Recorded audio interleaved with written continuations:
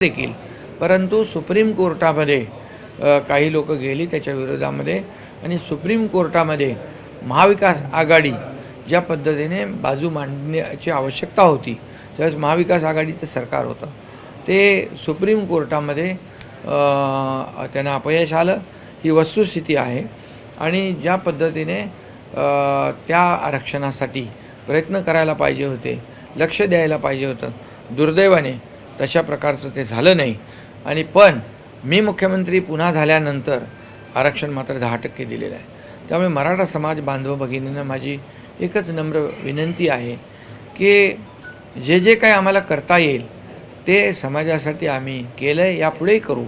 परंतु एवढंच आहे की समाजामध्ये कुठे तेढ निर्माण होणार नाही। ओबीसी समाजाचं कुठलंही आरक्षण कमी करून मराठा समाजाला मिळावा अशी मराठा समाजाची देखील भूमिका नाही आहे आणि ती नसावी। परंतु मराठा समाजाला म्हणजे कुणाचंही आरक्षण, ओबीसी समाज असेल, इतर कुठलाही समाज असेल, त्यांचं आरक्षण कमी करून कुठल्याही समाजाला म्हणजे याचं काढून त्याला देणं हे खरं म्हणजे करताही येणार नाही। पण मराठा समाजाला जे काही करता आलं ते केलं आहे।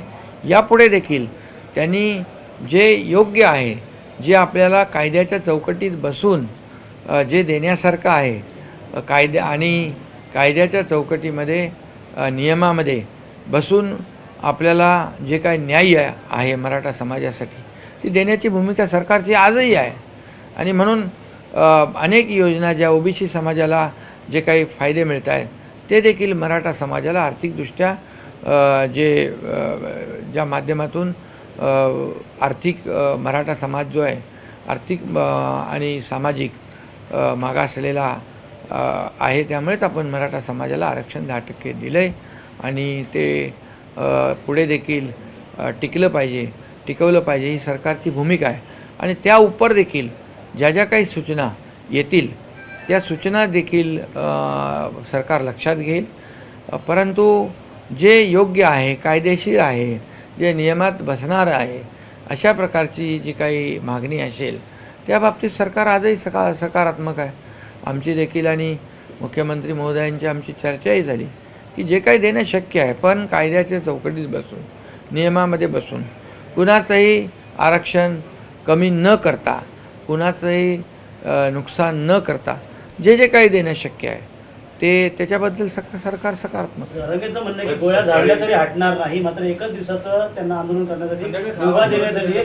जर 5 वाजेनंतर हटली ना तर शिवसेनेची भूमिका सरकार शिवसेनेची काय भूमिका संध्याकाळी सरकार म्हणून गोळ्या घालण्याचं काम सरकारचं नाही आहे।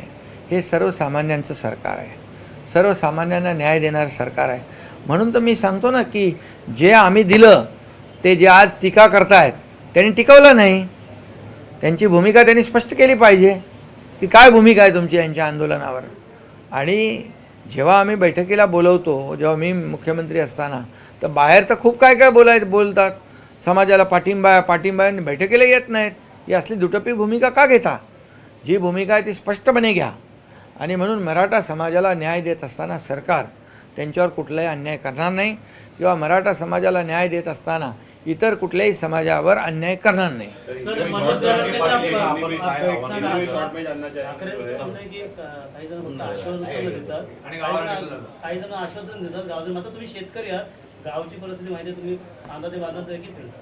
अरे जे आरोप करतायत त्यांनी पहिलं स्वतःच्या गिरेबांमध्ये झाकून बघावं।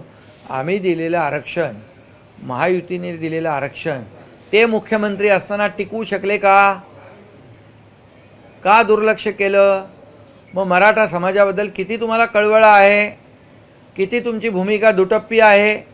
मराठा समाजाचं आंदोलन लाखांचं झालं त्यावेळेस कोणी टीका केली होती सामनामधून, कोणी टिंगल केली होती? आणि म्हणून त्यांना तर बोलायचा नैतिक अधिकारच नाही आहे।